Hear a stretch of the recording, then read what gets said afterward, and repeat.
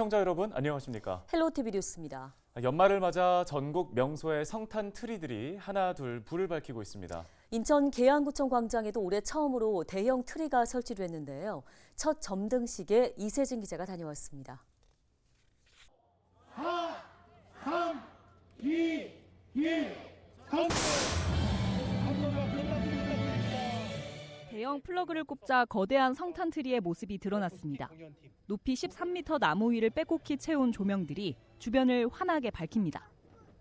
화려한 장식들도 저마다 빛깔을 뽐내며 연말 분위기를 물씬냅니다. 영하의 날씨 속에서도 불 켜진 트리 앞은 사람들의 발길이 끊이지 않습니다. 불빛 아래 서로의 모습을 사진으로 남겨봅니다. 원래 저희 막 트리 보려고 서울까지 갔는데 여기 가까운데 이렇게 있어서 사진 찍기도 좋고 놀기도 좋아서 너무 좋아요. 트리 너무 예뻐요. 너무 크고 딱 사진 찍기 너무 좋아요. 굿. 계양구청 광장에 대형 성탄 트리가 설치된 건 이번이 처음입니다. 계양구 역점 사업인 비축제와도 연계한 겁니다. 계양구는 올해 첫 점등식에 찾아온 관객들을 위해 겨울밤 감미로운 음악 공연도 선보였습니다. 다음 달까지는 트리와 비축제, 빛의 거리에서 사진을 남기는 구민 관광객에게 선물도 제공합니다. 트리는 내년 연말에는 아라뱃길로 자리를 옮겨 계양구 대표 볼거리로 거듭납니다. 내년 크리스마스 트리는 아라뱃길에 설치하여 찾는 분들에게 행복과 희망을 전달하는 의미 있는 장소로 조성해 나가도록 하겠습니다. 트리 앞에서 사랑하는 가족과 연인, 친구들과 함께 멋진 사진을 찍으며 올 한 해 가장 아름다운 추억을 남겨보시길 바랍니다. 계양구청 광장에 설치된 대형 트리는 내년 1월까지 매일 밤 불을 밝혀 연말연시 분위기를 돋웁니다. 헬로티비 뉴스 이세진입니다. 다음 소식입니다. 서울 지하철 5호선 연장 노선 발표가 임박한 상황에서 국민의힘 박진호 김포갑 당협위원장이 김포경찰서역 신설을 요구하고 나섰습니다. 박진호 위원장은 지난달 27일 원희룡 국토교통부 장관을 만나 5호선 김포경찰서역 감정역 신설을 건의했다고 밝혔습니다. 특히 박 위원장은 같은 동네 안에서도 골드라인 유무에 따라 다른 생활권으로 분리돼 있다며 일대 주민들의 5호선 접근성 향상과 라베니체 활성화를 위해 김포경찰서역 신설이 필요하다고 강조했습니다. 지금 장기동이 그 골드라인 있는 장기동이랑 지금 위에 있는 장기동이랑은 또 다른 생활권을 또 가지고 돼요. 그래서 저는 지금 풍무동이 그렇습니다. 지금 풍무동이 유연사거리의 풍무동이랑 골드라인 있는 풍무동이랑 전혀 다른 생활권을 가지고 있거든요. 교통도 마찬가지고. 그래서 장기동에도 분명히 김포경찰서역이 좀 필요하다 이렇게 생각을 했고 거기에 지금 감정 2지구도 개발 예정이고 낮은 감정지구, 걸포 4지구, 뭐 길 건너에 바로 운양동까지 이분들은 사실은 또 걸포동까지 또 5호선을 이용하기 위해서는 제가 볼 때 접근성에서는 김포경찰서역이 반드시 필요하다. 인천시가 지역의 대표적인 복합 문화시설인 아트센터 인천과 인천문화예술회관 등을 통합 운영하기 위한 가칭 재단법인 인천아트센터 설립을 추진합니다. 현재 아트센터는 인천경제자유구역청이, 문예회관은 인천시가, 트라이보울은 인천문화재단이 각각 운영하고 있어 전문성이 떨어진다는 지적을 받았습니다. 통합법인이 운영될 경우 현재의 운영 방식보다 앞으로 5년간 54억 원의 수지 개선 효과가 있는 것으로 나타났습니다. 또 재단 운영 방식의 경우 각 시설 사이에 중복되는 행정과 시설 관리 업무를 통합할 수 있고 다채로운 공연 기획과 고객 편의 증대 등 시너지를 낼 것으로 예상됩니다. 시는 내년 5월 재단 출범을 목표로 올해 말 행정안전부에 설립 계획서 제출과 협의를 시작한 뒤 재단 설립, 운영조례 제정 등의 절차를 밟을 예정입니다. 순천향대 부천병원이 1일 순천향 재난의학센터를 개소했습니다. 이번에 문을 연 순천향 재난의학센터는 재난의학의 전체 영역을 다루는 전문 교육과 인증 시스템을 구축하고 연구 교류를 통해 민관 협력 모델을 제시할 계획입니다. 초대 센터장에는 신희준 응급의학과 교수가 임명됐으며 개소와 동시에 재난의학 분야에 대한 심포지엄을 함께 열었습니다. 재난은 일단 발생하게 되면 대응하거나 복구하는 부분은 굉장히 많은 노력과 시간이 드는 부분이고 이것처럼 이제 그 개인 병원들이 하기에는 한계가 있습니다. 재난에 효과적으로 대응하고 민관이나 민군의 협력을 저희가 또 하는 것을 목표로 하고 있습니다. 지역의 뉴스 키워드, LG 헬로비전의 빅데이터로 살펴보는 시간입니다. 네, 최근 한 달간 우리 지역에는 어떤 뉴스들이 관심을 받았을까요? 이관성 기자가 알아봤습니다. 지난 11월 부천 김포에서는 편입과 시장, 복지와 리그 등의 뉴스 키워드가 가장 많았습니다. 편입과 시장 키워드는 지난 한 달 전국을 들썩이게 했던 김포시의 서울 편입 추진 관련 뉴스들 때문입니다. 김포시의 서울 편입 이슈는 지난 11월 6일 김병수 김포시장이 오세훈 서울시장을 만나 공동 연구반을 구성하기로 밝히면서 증폭됐습니다. 구리시장과 고양시장, 과천시장까지 최근 같은 이유로 서울시장을 잇따라 만나고 국민의힘 지도부가 김포시 외 경기도 다른 지역들까지 서울에 일괄 통합하는 행정통합특별법을 추진하면서 전국 이슈로 확대된 상황입니다.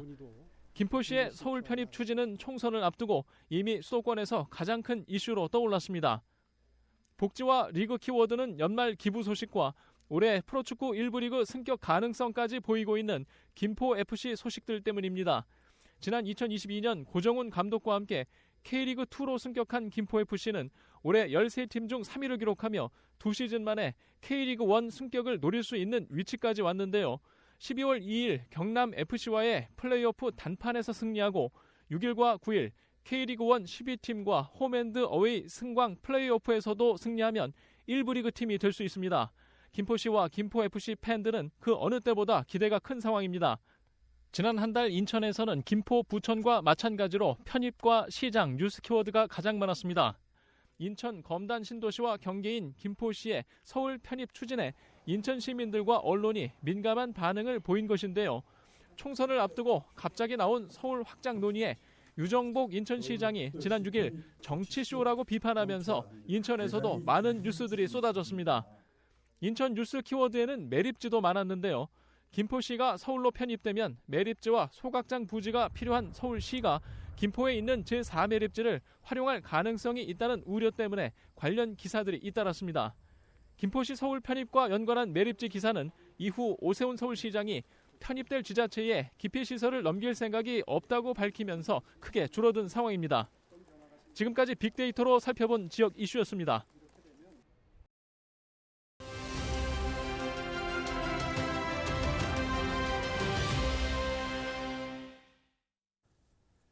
인천시의회 의원연구단체인 환경복지구현을 위한 생태하천연구회가 최근 1년간의 연구활동을 마무리했다고 합니다. 어떤 결과가 있었는지 들어보겠습니다. 네, 연구단체 대표 의원인 이순학 인천시 의원 전화 연결돼 있습니다. 의원님, 1년간의 연구였는데요. 그동안의 성과가 어떤 게 있었는지 설명해 주실까요? 우리 인천에는 약 5대 하천이 있습니다. 승기천, 굴포천, 장수천, 공천천, 나지포천을 비롯해서 기타 크고 작은 하천 한 30군데가 있는데 대부분이 수질오염이나 악취 또는 복귀공사들 문제 때문에 하천 본연의 역할을 다 하지 못하고 있는 게 현실이에요. 그래서 시민들께서 하천에 더 가까이 다가가지 못하고 있는 실정이고요. 그런 결과로 환경복지구현을 위한 생태하천연구회를 구성하게 됐습니다. 환경복지라는 게 국민이 쾌적한 환경에서 생활할 수 있게 하는 정책과 시설을 통틀어 이루는 말인데 현대사회에서 가장 중요한 복지 가운데 하나라고 해도 과언이 아닙니다. 환경복지를 누릴 수 있는 인천의 생태하천을 만들어 보고자 해서 출범한 의원연구단체입니다. 제가 대표위원을 맡았고 김대중, 박창호, 정종혁 의원님이 함께 해주셨습니다. 연구단체 구성 이후 1년 동안 열심히 활동했고요. 의원님들과 함께 수질과 하천에 관한 연구 논문도 함께 돌아가면서 봤고 연구 방향도 논의했습니다. 관내 하천 복개 공사 현장을 점검하기도 했고 환경부에서 선정한 타 지자체의 우수 하천들을 견학하면서 인천시에 접목할 만한 하천 정책을 찾아도 봤습니다. 또 인천대 산하기관인 인천 녹색환경지원센터와 함께 생태하천 조사 및 효과를 연구해서 최근에 연구 용역 결과 보고회를 열기도 했죠. 보고회가 나름대로 큰 관심을 불러일으켰고 다음 주에는 우리 시의 의장님께서 따로 관련 내용 보고를 좀 부탁했습니다. 연구단체 제 활동 기간은 종료됐지만 기꺼이 가서 설명해 드릴 예정입니다. 네, 결과 보고에서는 어떤 내용들이 나왔습니까? 앞서 말씀드린 대로 환경복지구현을 위한 생태하천 조사 및 효과 연구를 주제로 한 연구 용역 결과 보고서가 있었습니다. 용역 수행 기간에서 먼저 환경복지로서의 생태하천 조성 사례를 조사했고, 그동안 우리 인천시에서 추진한 하천 복원 사업에 대한 분석 내용, 검단천을 비롯한 관내 생태하천의 현 실태 조사 결과와 개선 방안, 생태하천 사업 활성화, 생태하천 자원봉사자들의 교육 방안 등이 보고되었습니다. 특히 이번 연구 용역에서 시민의 생태하천 인식에 대한 설문조사가 이루어졌는데, 결과를 봤더니 시민들의 하천 만족도는 만족보다 불만족이 훨씬 컸습니다. 수질이 나쁘고 냄새가 많이 나서 방문이 꺼려진다는 응답이 많았고요. 가장 시급한 생태하천 조성 과제로서도 수질 개선을 꼽아주셨습니다. 이러한 내용에 대해 참석자들은 시민이 참여하는 생태하천을 위해 시에서 추진하는 하천 관리 계획에 대한 홍보가 좀 필요하고, 수생태계를 비롯한 하천 고유의 성질을 해치지 않는 범위에서 기반 시설과 시설물 설치가 이루어져야 하며, 악지저감 방안 마련과 사후 관리 모니터링이 반드시 필요하다는 의견이 나왔습니다. 특히 하천 주변 기업체와 지역민을 비롯한 구성원들이 참여하는 협의체를 구성해서 지속적이고 주기적인 하천 관리가 이루어져야 한다는 데 뜻이 모아졌습니다. 네, 연구 성과를 토대로 실천할 계획들이 필요해 보입니다. 하천 환경 개선을 위해서 앞으로 어떤 계획들을 준비하고 있는지요? 먼저 이번 연구 용역 결과를 토대로 인천시 하천 생태 복원 종합 계획과 하천 모니터링 및 교육 계획을 수립해서 조만간 시에 전달하려고 합니다. 앞서 논의된 내용이 정책적으로 반영될 수 있도록 할 계획이고요. 무엇보다 연구회를 운영하면서 생태하천 조성을 위해서는 하천에 국한된 환경 문제 해결이 아니라 복합적인 접근이 필요하다는 것을 새삼 느꼈습니다. 그래서 내년도에는 연구 범위를 좀 더 넓혀서 환경 현안 전반에 대해 고민하는 인천시 환경 문제 해결 방안 연구회를 구성해서 이어가려고 합니다. 엊그제 등록 신청을 했는데 꼭 연구단체가 구성돼서 인천 시민의 환경 복지에 기여할 수 있었으면 좋겠습니다. 네, 알겠습니다. 오늘 말씀은 여기까지 듣겠습니다. 인천시의회 이순학 의원이었습니다.